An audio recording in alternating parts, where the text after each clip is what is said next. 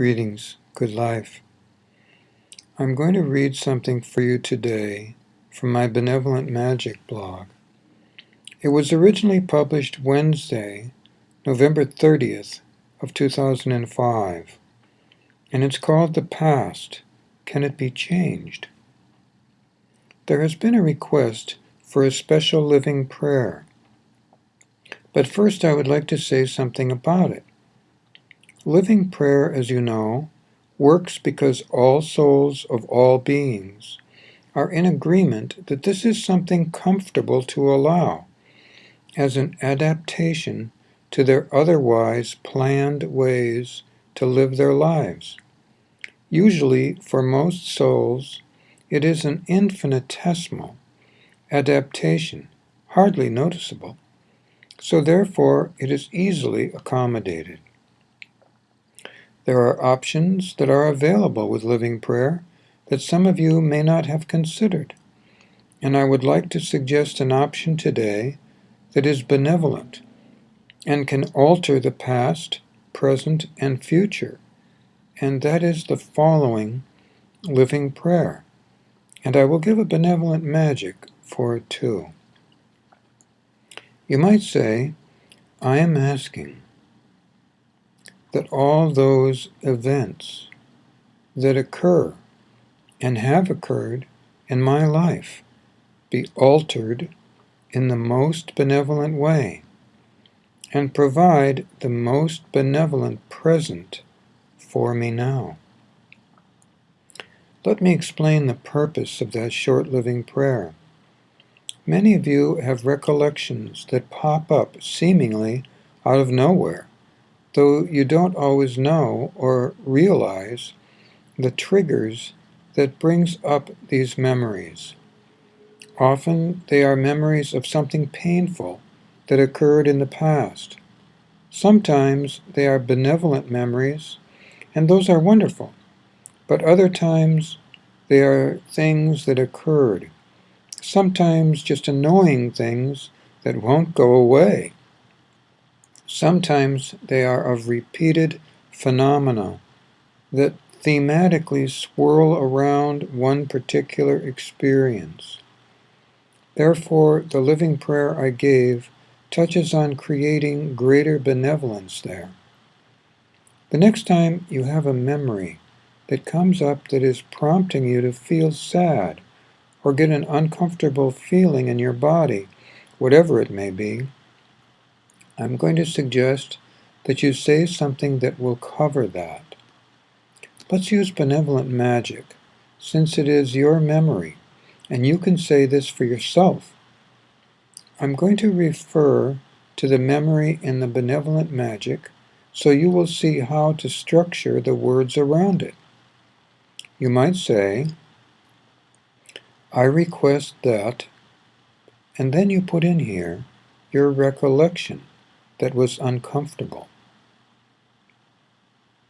Be resolved in the past, present, and future in the most benevolent way for me now, resulting in the most benevolent outcome. Now I realize that may sound a bit outlandish.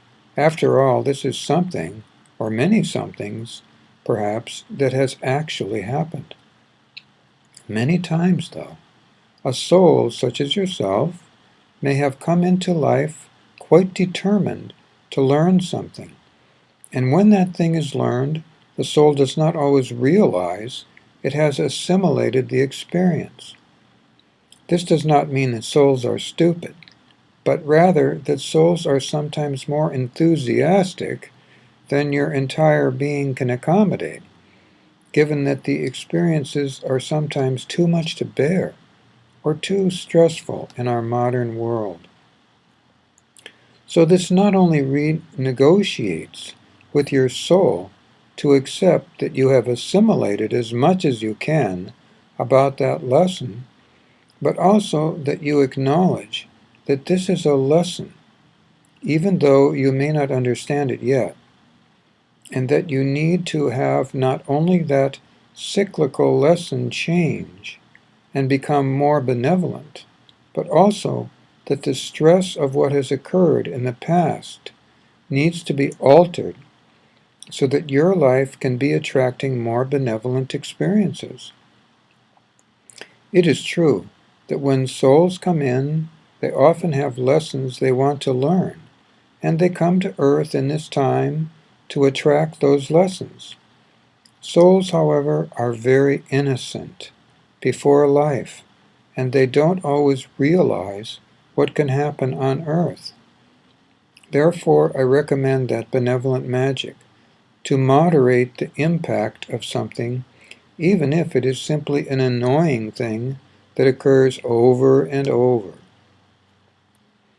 I cannot guarantee that this will change your life completely, but in my experience it has the potential to create a more benevolent general experience of life.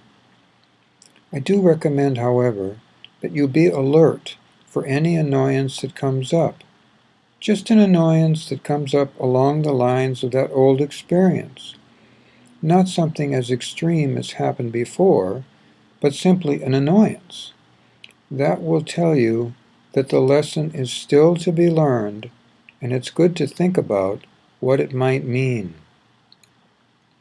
Almost always these things mean that the soul desires to adapt and create new solutions that you would do to create greater benevolence, or to express yourself differently, or to be more confident, and to create that confidence by various actions for yourself, or possibly even that affect others.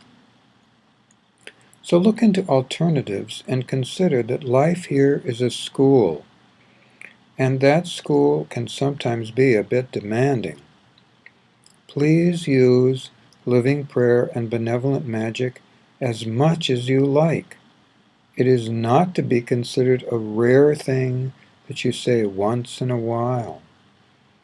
Incorporate it into your life, and for those of you who haven't read about the most benevolent outcomes technique, please look at my Mystical Man blog to see Tom Moore's article about how to incorporate his version of benevolent magic.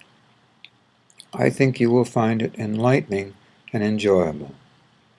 Good life to you all, and good night.